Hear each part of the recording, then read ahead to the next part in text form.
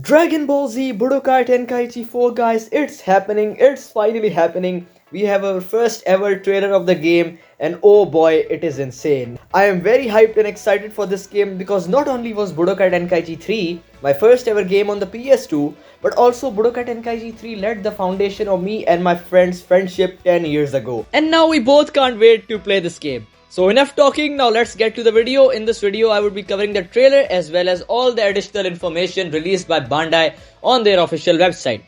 So without further ado, let's get started. The first part I'm gonna cover is the roster.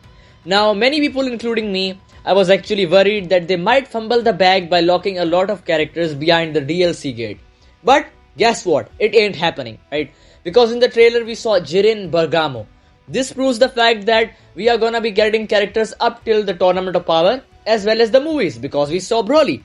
So this means that these characters would be included in the initial game. Plus on their official website, Bandai also said that this game would be including a historic number of playable characters. How would you make a roster historic? By adding more characters compared to the previous game.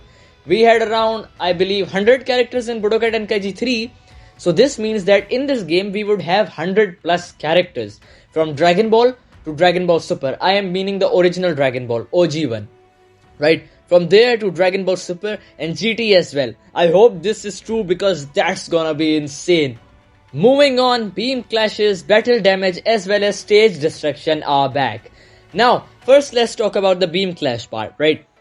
Please be button mashing, not analog rotation because that mess up my controller. I'm recently playing Resident Evil 6 and most of its quick time events are like literally rotating your analog stick. And that has fucking messed up my controller, man. I hope that's not the case with Budokai Tenkaichi 4.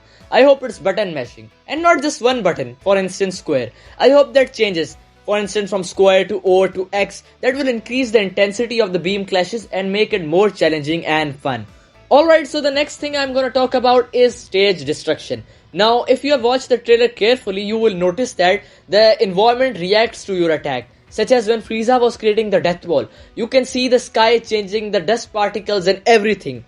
Like, it actually creates a dramatic scene. It's not like Frieza is throwing a fucking basketball or something. Okay, like, it actually makes the scene more lively, right? Same is the case when Broly was smashing Goku in the ground, the rocks were coming up. And when we saw the exploding Namek, I felt like the planet may blow up anytime soon. How cool of a feature would be that, by the way, that once the stage destruction occurs, we have a little timer, like 1 minute or 2 minute timer, after which the planet will explode completely. That will increase the intensity of the game by so much. I really hope that feature is true, right? It will make the game so much fun. Alright guys, so this is all the information we have about this game so far from the trailer as well as the additional information.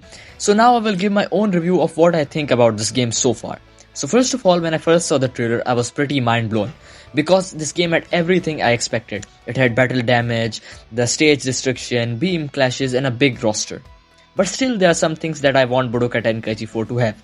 Now you guys may be wondering that this guy is expecting so much. But come on guys, it is the sequel of Budokai Tenkaichi 3. These expectations are normal. So the first thing I want, if you guys remember correctly, in Budokai Tenkaichi 3, the story mode, like there were alternate endings to each fight. Like I still remember how I bet Nappa with Chadzu and Kid Buu with Vegeta. It happened unexpectedly with me. So it was this boss fight where we have to fight Kid Buu as Vegeta and Goku charges the Spirit Bomb. So we get this timer for which we have to hold Kid Buu off and then Goku uses his Spirit Bomb on Kid Buu. So what happened was, as a pro player, I destroyed Kid Buu before the timer runs off. And what happened, this special cutscene played in which Vegeta charges up his Big Bang attack and destroys Kid Buu. And I was like, wait, what? So that's why I really want Budokai Tenkaichi 4 to have these alternate endings. Like it's pretty boring to play the same story again and again, right? So this will add more depth to the story and it will not feel as a repetition. And other thing that I want is, it's a pretty minor thing. If you guys remember, then there was this encyclopedia, the Chi-Chi one, where Chi-Chi used to narrate bios of different characters.